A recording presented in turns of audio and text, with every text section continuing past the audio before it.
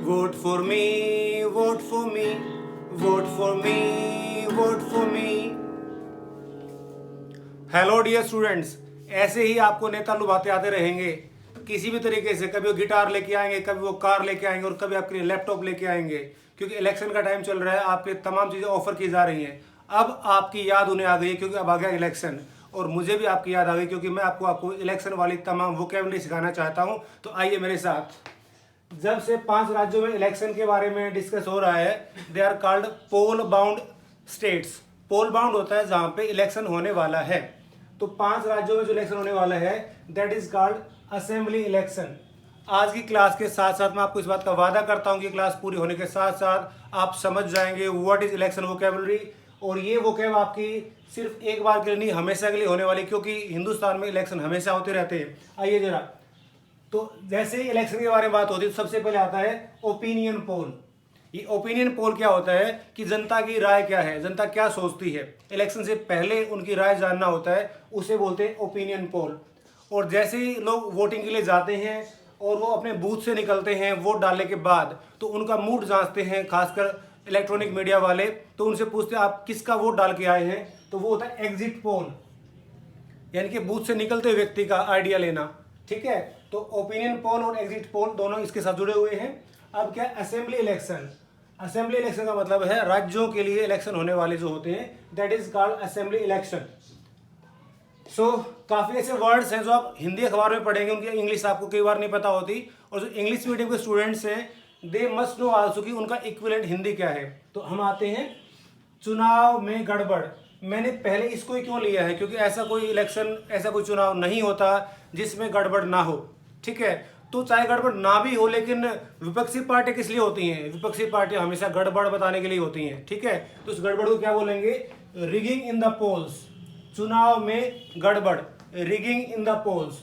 लेकिन हर बार चुनाव में गड़बड़ नहीं होती, तो जितना फेयर इलेक्शन होता है, फेयर इलेक्शन के लिए क्या बोलेंगे? सही चुनाव। ये रहा हमारे सामने।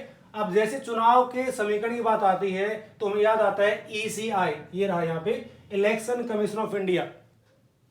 ये एब्रिविएशन आप याद रखिएगा, जीके में भी आती है। What is ECI, what does ECI stands for? तो ECI है इलेक्शन कमीशन ऑफ इंडिया।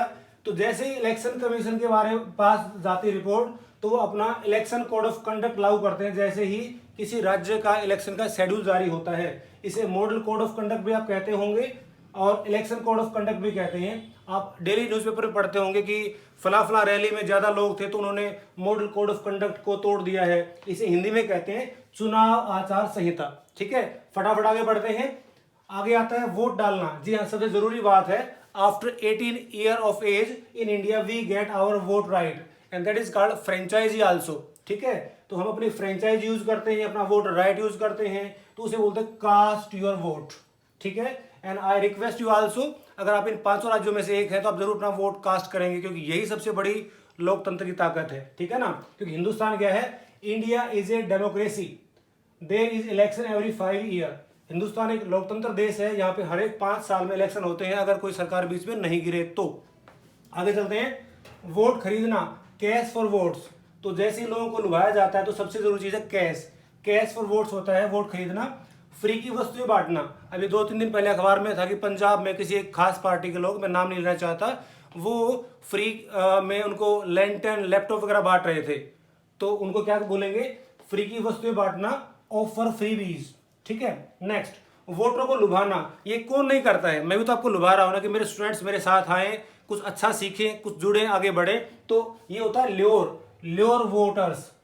किसी को भी अपनी तरफ आकर्षित करना, दैट इज कॉल्ड ल्योर। ठीक है, आप किसे वोट देंगे? जी हाँ, मैं भी तो अपना सर्वेक्षण कर रहा हूं ना। आप बताइए मुझे, who will you won't for?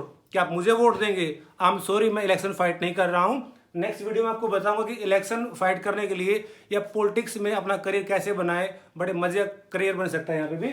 आगे चलिए, आप किसे वोट देंगे? Who will you won't for? ठीक है, नेक्स्ट। तो अभी मैंने क्या कहा था? 5 states are going for assembly polls. 5 राज्यों में चुनाव होने वाले हैं विधान पालिका के। अब सबसे अच्छा वर्ड हमारे सामने आता है, जो अच्छा तो है लेकिन काफी मजाकिया भी है। जब से इलेक्शन के बारे में बात चली है, as we hear about all these things, तो एक बात समझ में आ रही है, फला व्यक्ति ने फला पार्टी छोड़ी, वहां पे कूद गया, तो आप अपनी बेंडा वैगन छोड़ के किसी और में जा रहे हैं, इन्हें बोलते हैं दल बदलू। बल्कि इनके लिए हरियाणा में एक नई बात भी निकली हुई है, आया राम गया राम, ठीक है, तो इसे बोलते हैं एक टर्न कोट पॉलिटिशियन, जो आज किसी पार्टी में, कल किसी और पार्टी में, परसों किसी और पार्टी में, इनकी निष्ठा सिर्फ आई थिंक पावर तक होती होगी, और आप समझदार हैं क्यों ये दल बदलते हैं अपना, ठीक है। नेक्स्ट, किसी मुद्दे को राजनीतिक रंग देना। अब ये टॉपिक आप रोज देखेंगे कि कोई छोटी मोटी बात होगी, उसको कोई पॉलिटिकल पार्टी वाला उसको बहुत बड़ा मुद्दा बना देगा, तो उसके विपक्ष वाले क्या कहेंगे, ये तो इसको पॉलिटिकल मैटर बना रहा है, ही इज या that is making that matter politicise. So to politicise a matter means किसी टॉपिक को राजनीतिक रंग दे देना। आगे चलते हैं हम लोग। जैसे ये सारे काम हो जाते हैं तो उसके बाद क्या होता है, उसके बाद होता है सरकार का बनाना, स्वीयर इन सेरेमनी, शपथ ग्रहण समारोह। जब सरकार बन जाती है तो सरकार बनने के लिए हमारे पास दो ही तरीके रहते हैं, या तो government is in full majority, ठीक है, सरकार पूरी ताकत के साथ अपना मेजोरिटी लेके आती है, that is called majority government. लेकिन आजकल हम देख पा रहे हैं कई बार त्रिशंकु विधानसभा होती है, यानी कि 3 पार्टियां मिलकर बनाती हैं, कोई हमें क्लियर कट मैंडेट नहीं मिलती। मैंडेट होता है जनता का आपको मिलने वाला आशीर्वाद कह लीजिए, जनता का रुझान की जनता ने किसको चुना। तो जब क्लियर मैंडेट नहीं होती है तब क्या होता है, तब होता है कोलिशन गवर्नमेंट, यानी कि गठबंधन सरकार।